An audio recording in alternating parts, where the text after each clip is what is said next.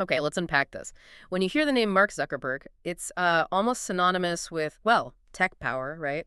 And wealth on a scale that's just mind-boggling. Totally. We're talking about the co-founder, the chairman, CEO, and the controlling shareholder of Meta Platforms, what we all used to call Facebook. Exactly. And his rise wasn't just fast, it was like warp speed. Born in 1984, so he's 41 now. And think about this. He became the world's youngest self-made billionaire back in 2008. He was just 23 years old. 23. That's, wow, the speed of that is just incredible. And our sources are clear. His financial influence has only grown exponentially since then. Oh, massively. As of, May 2025, the estimate is around $221.2 billion. Yeah. That makes him the second richest person on the planet. And that kind of money, it's not just numbers on a spreadsheet, is it? It buys real-world influence. It shapes how we communicate globally, bumps up against governments, politics, our personal lives. Absolutely. Which is why today we're doing a deep dive. We've looked at a whole range of sources covering his life, his career, all those controversies, and there are many his philanthropy, which is also complex, and how his public image keeps changing. Yeah, the goal here is really to get past the headlines. We want to dig into those key early programming projects, the legal fights that kind of defined his approach, and maybe those big shifts in his thinking. How does someone go from Harvard dropout to arguably one of the most powerful people alive? And for you listening, think of this as a way to quickly grasp those critical moments, those pivot points where a college coding project has exploded into this global entity tied to immense personal wealth and, frankly, power. It's fundamentally about how one person's tech ideas crash into the real world, into society, into politics. Let's get into it. Yeah. Okay, so let's start at the beginning. Dobbs Ferry, New York. He grew up in a professional home. His mom, Karen, a psychiatrist. His dad, Edward, a dentist. And the sources all point to one thing early on. He wasn't just interested in computers. He was like a natural, a prodigy even. Yeah. It wasn't just tinkering, right? He was taking programming classes pretty seriously, very young. Some sources mention him taking a graduate-level computer course at Mercy College while still in high school, like on Thursday nights. Exactly. While other kids were playing games, he was building them, or building tools, which leads to ZuckNet. Ah, yes, ZuckNet. Tell us about that. He was, what, 11? Around that age, yeah. He built this program, basically an early instant messenger. But its purpose is really telling. It was designed so the computers in his family's house could communicate directly with the computers in his dad's dental office. So practical, internal communication, efficiency, maybe even a closed network in a way. You could definitely see the seeds of that there, that focus on utility within a defined space. And he kept building serious stuff at Phillips Exeter Academy, that boarding school he went to. Where he captained the fencing team, oddly enough. Right. Bit of trivia there. But tech-wise, he developed the Synapse media player. Synapse. That sounds familiar. Wasn't that like an early Pandora or Spotify? Kinda, yeah. It used machine learning, which was pretty advanced for back then, to figure out your listening habits and recommend music. He even posted it on Slashdot, the tech site, and PC Magazine reviewed it. Gave it a 3 out of 5. So this is pre-college, and he's already building stuff, getting industry attention. So he lands at Harvard in 2002, already known as this programming prodigy. He's studying psychology and computer science, living in Kirkland House, joins Alpha Epsilon Pi, and he immediately starts building things for the Harvard environment. Yep. Tools tailored for campus life. First up was Course Match. Course Match. Let me guess. Help students pick classes. Exactly. You could see who else was taking a class, form study groups. Again, practical, useful. And then came Face Mash. Face Match, the infamous one. This really showed both his skill and maybe his willingness to push boundaries, right? Definitely. He scraped student photos from the online dorm directories, the Facebooks, and built a site where students could rank pairs of photos based on who was hotter. Yikes. How did that go over? It went viral almost instantly. Launched over a weekend, but it also crashed a key part of Harvard's network because the traffic was so intense. And crucially, students whose photos were used without permission were, understandably, furious. So shut down pretty fast. By Monday morning, Harvard administration stepped in. Zuckerberg had to issue a public apology. But you see the pattern, right? Build fast, ask for forgiveness later, maybe learn from the network overload. And that pattern leads directly to the Facebook. He starts coding it in January 2004, launches it February 4th, just, a few weeks? Incredibly fast. With his roommates Eduardo Saverin, Andrew McCollum, Dustin Moskovitz, Chris Hughes.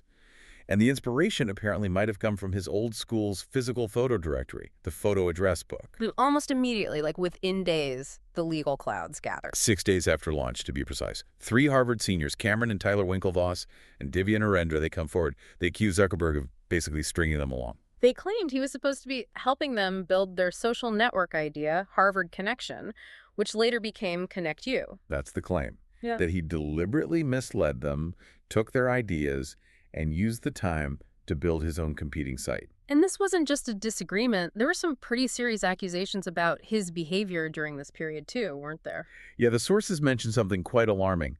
Apparently, when the student newspaper, the Harvard Crimson, started reporting on the Winklevoss's complaint, Zuckerberg allegedly used private login data from the Facebook users to access the email accounts of 2 of the paper's editors. Wow, okay, that's a serious breach if true. Shows a willingness to go pretty far to protect the project. It certainly suggests that. The ConnectU lawsuit dragged on, but eventually settled.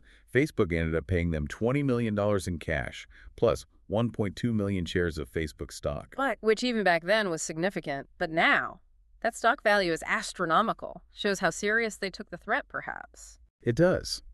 And the legal battles weren't just external, there was internal friction, too. In 2005, co-founder Eduardo Saverin sued Zuckerberg. Saverin, the initial CFO, right. What was his claim? He alleged Zuckerberg illegally spent company money, specifically his investment money, on personal stuff, and diluted his stake unfairly. Another settlement. Another settlement, Yeah. out of court. Saverin's status as a co-founder was confirmed, but a key part of the deal was apparently that he had to stop talking to the press about it. So these early lawsuits, ConnectU, Saverin, they really paint a picture of the environment, don't they? Intense pressure, fights over ownership, control, secrecy, right from the very start. Absolutely. Set the stage for a lot of what came later. Okay, so Facebook, or the Facebook back then, is launched. The initial legal storms are brewing, and Zuckerberg makes a huge call. He drops out of Harvard. Yeah, in his sophomore year. Decides to go all in on the project. Yeah. And the growth starts accelerating fast. They expand beyond Harvard, Columbia, NYU, Stanford, Cornell, Penn, Brown, Yale, all the big names. And then the move west, right, to California. Palo Alto. They set up shop in a leased house that doubled as an office. That's when Peter Thiel comes in with that early, crucial investment. And Thiel's investment gave them breathing room because they started getting big buyout offers pretty early on, didn't they? Oh, yeah. Major corporations came knocking. But Zuckerberg turned them down. He said something in 2007 about his mission being to create an open information flow for people. And he didn't want Facebook swallowed up by some media giant. That sounds quite idealistic. Mission over money. Or maybe mission and control over money. Well, it definitely shaped the company's public image. And internally, it solidified into this idea of the hacker ethos. He explicitly called himself a hacker. Which, in that context, didn't mean breaking into systems illegally, right? It was more about tinkering, pushing limits. Exactly. He framed it as, it's okay to break things if it means making them better, faster. It was about rapid iteration, constant improvement, not being afraid to disrupt the status quo. And the famous hackathons were born out of this. Totally. Every 6 to 8 weeks, they'd have these all-night coding sessions. Music, food, beer. The goal was just to build something cool, a new feature, anything in one night. Zuckerberg said it was very core to my personality and part of Facebook's DNA. So this move fast and break things culture is baked in from the start. And the platform just keeps growing. By July 2010, they hit 500 million users. 500 million. Which is staggering. And naturally, people start asking, okay, when are you going to really crank up the advertising? Because they weren't, right. Not heavily compared to others. No. He pointed out they were using maybe less than 10% of page space for ads, while search engines were often using 20% or more. His quote was something like, "We make enough money. We are growing at the rate we want to." Prioritizing growth and user experience over immediate profit maximization. And he backed that up personally, didn't he? With his salary. Yeah, starting January 1st, 2013, he took a $1 annual salary as CEO. No more annual bonuses either. It was symbolic, but a strong symbol. And the recognition kept pouring in. MIT Tech Review's TR35 list in '07, Time Person of the Year in 2010, high rankings on Vanity Fair's Powerless. He was becoming a global figure, which meant dealing with global politics, sometimes in tricky places, like Russia. Right, you mentioned he met with Medvedev in 2012. Why was that important? Well, Facebook was struggling in Russia. They had maybe 9 million users, but the local competitor, VK, had like 34 million. So meeting the prime minister was about boosting their presence, discussing innovation, trying to get a stronger foothold in a massive market, direct engagement at the highest level. And then there was the even bigger global ambition, Internet.org in 2013. Yeah, the stated goal was huge. Yeah. Connect the 5 billion people who didn't have internet access. Very high-minded. But it ran into controversy almost immediately, particularly around net neutrality. Can you break that down for us? Sure. Net neutrality is the basic idea that internet providers should treat all data equally. No blocking, no throttling, no paid prioritization. Internet.org wanted to offer free internet, but only for a limited set of websites and services, including Facebook, of course. So a walled garden kind of internet access. Exactly. Critics, especially in India, argued this violated net neutrality by creating a two-tiered system where Facebook and its partners got preferential treatment. Zuckerberg argued, limited internet is better than no internet. But the opposition in India was strong enough to shut it down there. Yep, the regulator sided with the net neutrality advocates, and the Free Basics program, as it was called there, was effectively banned in India in 2016. Big setback. We also saw him making moves towards China around this time, even though Facebook was blocked there. Right. In 2014, he hosted Lu Wei, China's powerful internet czar, at Facebook HQ. This was after Zuckerberg did a whole Q&A session at Tsinghua University in Beijing, entirely in Mandarin Chinese. Trying to build bridges, clearly, even with a government known for heavy censorship. It showed a pragmatic approach, maybe. A willingness to engage culturally and politically, possibly hoping to find a way into that massive closed market eventually, even if it meant playing by very different rules. Okay, so as Facebook exploded globally, the legal challenges just kept mounting. And some were. Pretty weird. Like the Paul Seglia case. Oh, yeah, I remember this one. This guy claimed he owned, like 84% of Facebook based on some old contract? Exactly. Seglia, who had a wood pellet business, produced this contract supposedly from 2003. Facebook immediately called it a complete fabrication, frivolous. And turned out it was, right? Completely. Federal investigators dug into it, arrested Seglia in 2012 for mail and wire fraud, for faking evidence. They looked at his old emails with Zuckerberg. No mention of Facebook whatsoever in the actual time frame. But it shows the kind of high-stakes legal attacks a company that valuable attracts. Then there was the situation in Hawaii, which was less bizarre and much more ethically complicated. He bought land on Kauai in 2014. About 700 acres. Beautiful spot. But within that land were smaller parcels, known as Kuleana lands, owned by native Hawaiian families, often through complex inheritance laws going back generations. And he tried to get control of those parcels. In 2017, yeah. He filed these things called quiet title and partition lawsuits against hundreds of these part owners.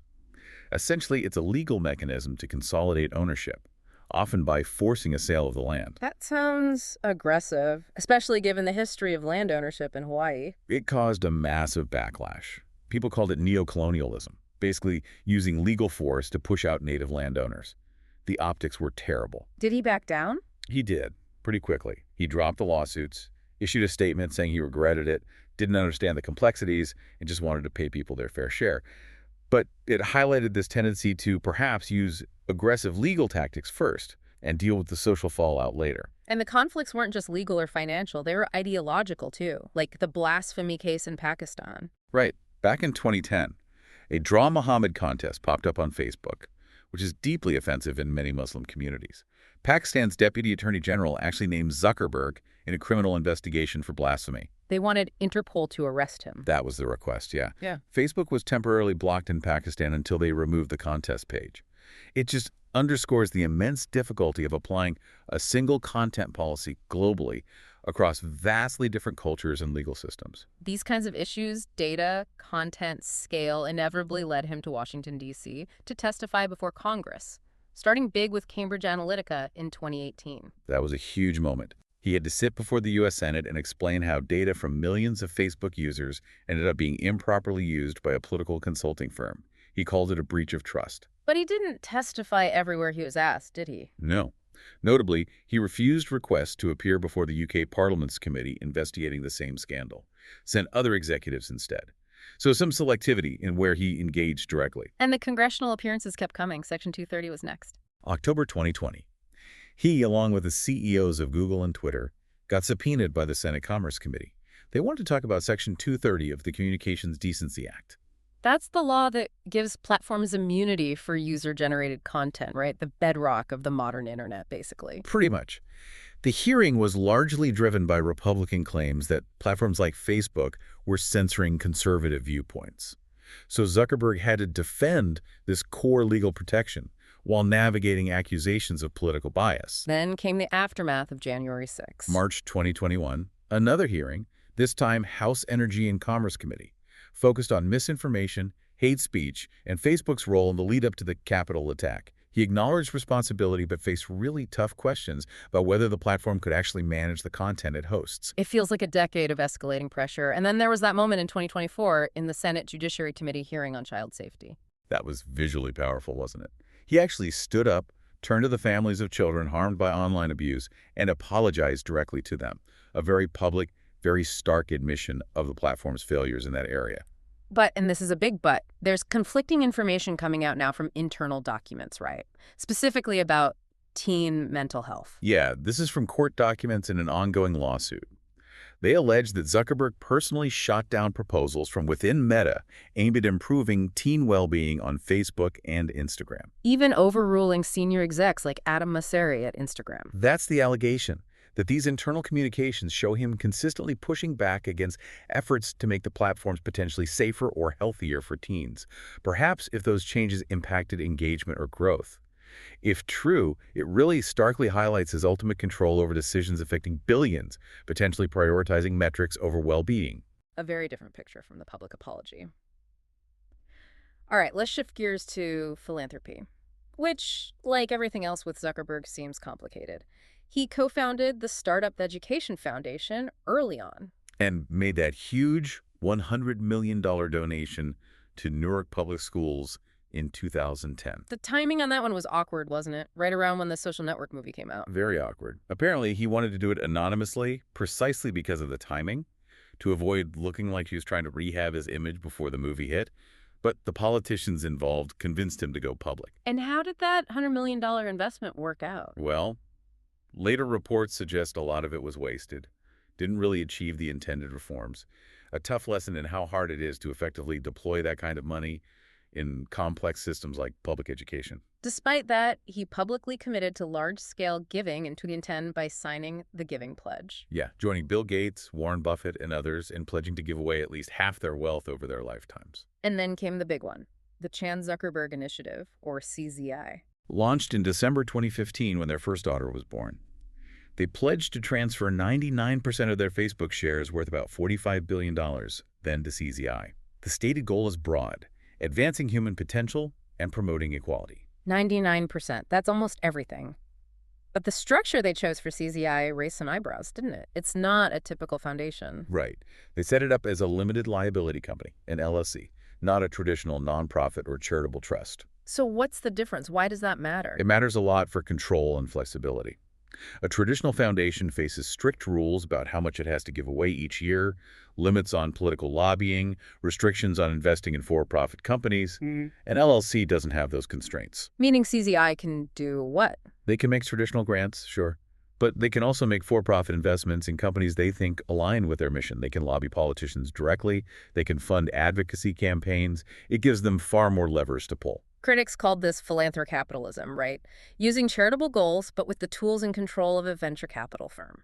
Exactly. It maximizes their control over how the money is used and what comes out of it. You see a similar thread in the Chan Zuckerberg BioHub. The research center they funded. Yeah. $600 million in 2016 to get UCSF, UC Berkeley, and Stanford researchers collaborating. It's set up as a tax-exempt charity, but the BioHub retains the intellectual property rights to commercialize discoveries made with its funding. Researchers need specific permission to make things open source. Again, control over the output. This tension between giving money and the impact of his main business came to a head in San Francisco over the hospital renaming. Oh yeah, they donated $75 million to the foundation supporting San Francisco General Hospital, biggest donation of its kind. And the hospital was renamed the Priscilla Chan and Mark Zuckerberg San Francisco General Hospital and Trauma Center. But the city wasn't entirely happy about that later on. No. In 2020, the SF Board of Supervisors actually passed a resolution condemning the name. They basically said a public hospital shouldn't be named after someone whose company, Facebook Meta, is accused of harming public health through misinformation and privacy violations. Wow, that's a direct rebuke, linking the philanthropy to the platform's perceived harms. Unprecedented, really. Let's talk politics now, because his stance seems to have really evolved early on, maybe more progressive, hosted fundraisers for both parties. Yeah, voter rolls listed him as no preference. He supported education reform, seemed interested in finding common ground. He backed figures like Cory Booker, a Democrat, but also Chris Christie, a Republican. And in 2013, he launched FWD.US. This was a 501c lobbying group. Okay, 501c4 means they can do more direct political advocacy than a C3 charity, right? FWD.US focused on immigration reform, education, tech breakthroughs, generally seen as center-to-center left issues. But they immediately got into hot water. Why? What happened? Because, while advocating for things like immigration reform, FWD.US also financed ads supporting conservative politicians and causes, like oil and gas drilling specifically, the Keystone XL pipeline. So playing both sides, trying to build bipartisan support. That was likely the strategy, but it backfired with progressive groups. They saw it as hypocritical and launched boycotts against Facebook ads because of it. Showed the difficulty of that kind of political maneuvering. And more recently, especially post-2020, there seems to have been a much clearer shift. Definitely. In August 2024, he publicly said he regretted not pushing back harder against the Biden administration's pressure to censor COVID-19 information. That was a strong signal. And privately, he's described his politics differently now. Yeah, sources say he leans more libertarian or classical liberal. He also made a point of saying he wouldn't donate to election administration efforts anymore, the so-called Zuckerbucks that Republicans criticized heavily in 2020. Taking away a major point of contention with the right. Exactly. And then, after the 2024 election, a very visible effort to mend fences with Donald Trump and the incoming administration. Dining at Mar-a-Lago, prominent spot at the inauguration. And Meta reportedly donated $1 million to a Trump-affiliated fund. Right. Zuckerberg publicly stated something about the new administration being proud of our leading companies and prioritizing American tech. Many observers connect this directly to the ongoing FTC antitrust lawsuit against Meta. Suggesting the political realignment might be partly strategic, hoping for a more favorable regulatory climate. It certainly looks like a calculated move to navigate the changing political winds in Washington, potentially influencing the outcome of that major legal threat. You can't really talk about Mark Zuckerberg's public image without talking about The Social Network. That 2010 movie was huge. Absolutely huge. Won Oscars, critical acclaim, based on the book The Accidental Billionaires. Yeah.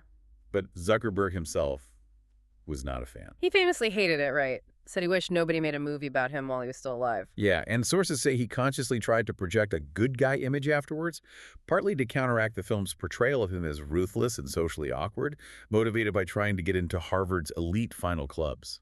And the accuracy of the film is still debated. David Kirkpatrick, who wrote The Facebook Effect and had access, claimed it was maybe only 40% true. Kirkpatrick argued the movie totally missed Zuckerberg's real motivation, which he believed was genuinely about sharing information and building connections, not social climbing. Said Zuckerberg wasn't even interested in those clubs. So a big disconnect between the Hollywood version and other accounts. Okay, moving to his actual personal life. He married Priscilla Chan in 2012. They met way back at Harvard, right? At a frat party. That's the story. They now have 3 daughters, Max, August, and Aurelia. Their family life seems quite central, especially with the Chan Zuckerberg initiative being so prominent. And for years, his public look was incredibly consistent. The gray t-shirt, the jeans, the hoodie sometimes. It became iconic, symbolized this focus on work, minimizing unimportant decisions like what to wear. Very Silicon Valley engineer aesthetic. But that changed pretty dramatically in 2024. Suddenly, we saw gold chains, trendier clothes. Yeah, total style pivot. Started wearing shearling jackets, more designer streetwear. It was such a noticeable shift that publications like Vanity Fair called it a Maggie rebrand. Directly linking the fashion change to his political repositioning and trying to appeal more to the right. That was the critique, that it was a calculated image overhaul to align with the shift we discussed earlier, cozying up to the Trump administration. Zuckerberg denied hiring a stylist, but the perception that it was a strategic image adjustment certainly took hold. Another surprising shift, or maybe revelation, was his interest in combat sports. Right. In 2022, he suddenly starts posting about training in MMA, mixed martial arts, and Brazilian Jiu-Jitsu. And he got serious about it. He actually competed, didn't he? Yeah, in a BJJ tournament in May 2023, won gold and silver medals in the white belt division. got promoted to blue belt later that year. Apparently, he was training for an actual MMA fight before tearing his ACL. It's an interesting counterpoint to the nerdy programmer image. Shows a real dedication to physical discipline, maybe control in a different domain. Could be. It's definitely intense.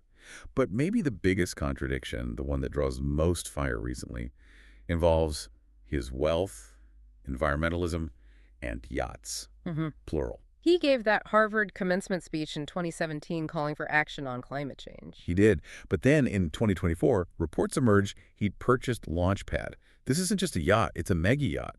119 meters long, cost around $300 million. And the environmental impact. Staggering. Sources estimated it burns something like 40 tons of carbon dioxide per hour when it's running. 40 tons an hour. And it's not just one boat, is it? There's a support vessel, too. Yep. A shadow yacht called Wingman, smaller, around 67 meters, worth maybe $30 million. These shadow yachts carry the toys, helicopters, smaller boats, extra crew, supplies, allows the main yacht to be less cluttered, more luxurious. So a two-vessel fleet, where have they been spotted? All over. They were reported together up in the Arctic near Svalbard in early 2025, which predictably led to protests from local climate activists about the emissions in such a fragile environment. And there's something about a Halisking trip in Norway. Yeah, reports allege they use Wingman's helipad while offshore to fly skiers onto the mountains, apparently to get around Norwegian regulations that restrict tourist helicopter landings directly on the terrain itself. If true, it's using immense wealth to literally bypass environmental rules. The fuel consumption numbers must be astronomical. Reports from 2025 claim Launchpad alone burned over 500,000 gallons of diesel in just 9 months, emitting over 5,300 tons of CO2.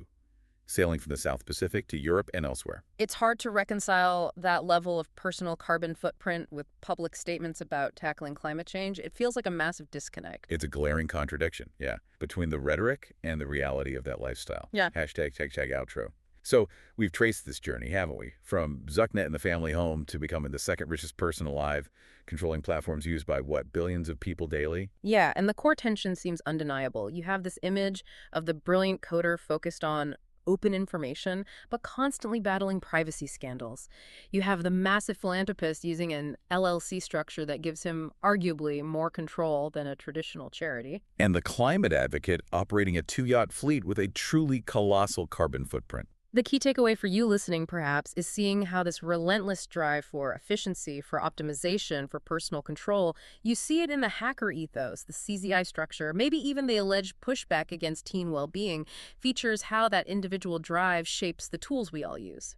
It seems that drive for control sometimes overrides or at least complicates the stated mission of just wanting to connect people or build an open world. Which really brings us to a final, maybe unsettling thought to leave you with.